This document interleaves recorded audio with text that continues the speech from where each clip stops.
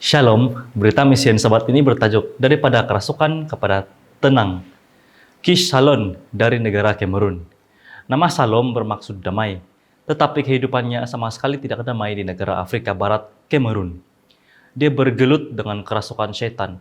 Semuanya bermula apabila Salom pergi berjumpa dengan gurunya di sekolah menengah Seventh Day Adventist di ibu kota Kamerun, Yaoundé. Dia mengikut kelas malam dengan harapan untuk menamatkan pengajian dan pergi ke university. Dia adalah pelajar terbaik dalam kelasnya, tetapi dia berkali-kali gagal dalam peperiksaan kemasukan university. Dia telah gagal 4 kali, jadi dia meminta bantuan guru Advent. Saya boleh berdoa untuk Anda, kata guru itu.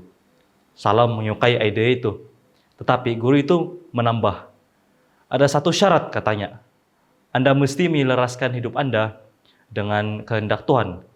Salam pun bersetuju. Dia bukanlah seorang Adventist, tetapi dia pikir dia tidak perlu mengubah apa-apa dalam hidupnya. Dia berasa dia hidup selaras dengan kehendak Tuhan.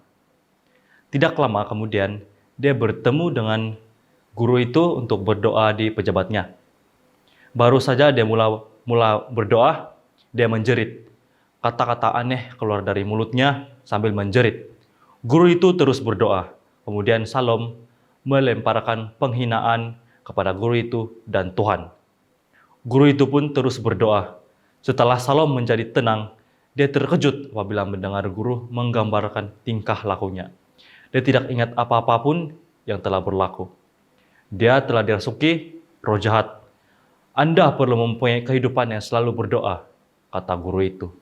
Jangan sentiasa berputus asa. Semuanya akan berjalan sesuai dengan kehendak Tuhan. Selepas hari itu, roh jahat itu menampakkan dirinya setiap kali guru itu berdoa. Salom menjerit dan menghina lagi Tuhan. Dia memegang tekaknya seperti mau mencekik dirinya. Kadang-kadang bau busuk seperti mayat yang sedang mereput memenuhi ruangan itu. Seperti biasa, guru itu terus berdoa sehingga Salom tenang kembali. Apabila dia tenang, Jigo pun bercakap tentang Tuhan. Salom pun mulailah melihat bahwa kehidupannya tidak selaras dengan Alkitab. Dia belajar tentang Sabat hari ke-7. Dia belajar tentang kejujuran. Dia menyadari bahwa hidup bersama teman lakinya adalah tidak bermoral. Dia mula membuat perubahan. Dia meninggalkan teman lakinya dan pergi ke gereja pada hari Sabat. Kemudian serangan setan berlaku di rumah. Salom mengalami sakit kepala yang teruk. Dia menghubungi rakan-rakan dia Adventist untuk mendapatkan bantuan. Maka apabila rakan itu mendengar dan menghubungi semula kemudian untuk memeriksanya, Salom tidak menjawab telepon. Rakan itu datang ke rumah Salom untuk melihat keadaan dia, untuk melihat apa yang berlaku. Semasa dia melangkah masuk ke dalam rumah Salom, di rumah itu dia terhidu bau mayat yang reput. Dia segera mulai berdoa. Dia tahu bahwa Salom tidak memerlukan obat atau hospital. Dia memerlukan Yesus. Dia mendapati Salom tidak boleh bergerak atau bercakap. Dia lumpuh. Rakan itu berdoa selama hampir 3 jam sebelum Salom kembali seperti biasa. Satu lagi serangan berlaku di gereja Adventist. Ketika roti sedang diedarkan semasa upacara perjamuan, Salom jatuh ke lantai dengan tangannya memegang tekaknya. Kegemparan meletus apabila beberapa orang melarikan diri dalam ketakutan. Yang lain berdoa dan yang lain menyanyikan lagu pujian. Dengan tangannya yang bebas, Salom mengambil cawan perjamuan yang mengandungi jus anggur dan menghempasnya ke lantai. Dia coba memecahkannya supaya dia tidak boleh memotong dirinya sendiri. Diakon membawa Salom keluar dari gereja. Dengan setiap serangan, Salom semakin bertekad untuk membawa kehidupannya selaras dengan kehendak Tuhan. Dia menamatkan pelajaran Alkitab dan memutuskan untuk memberikan hatinya kepada Yesus dalam pembaptisan. Dan roh jahat membuat serangan terakhir Semasa Salom menghampiri kolam pembaptisan di gereja, dia jatuh ke tanah. Satu kuasa gaib seolah-olah menghalangnya daripada memasuki kolam. Pastor menunggu dalam air, melihat perjuangan dan menghulurkan tangannya untuk membantunya. Tetapi Salom kini dibawa kawalan roh jahat. Enggan memegang tangannya.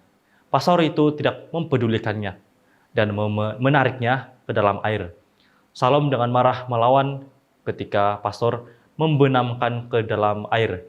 Pastor itu tahu bahwa itu adalah roh jahat, bukan Salom yang menentang pembaptisan tersebut. Apabila Salom keluar dari air, roh jahat itu pergi. Dia tersenyum gembira. Selepas pembaptisan itu, roh jahat itu tidak pernah merasukinya lagi. Tetapi dia mendengar roh jahat itu terus mengejeknya ketika dia bersedia untuk mengambil peperiksaan. Kemasukan university untuk kali yang kelima.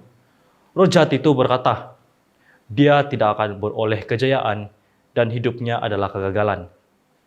Salom lulus peperiksaan tersebut.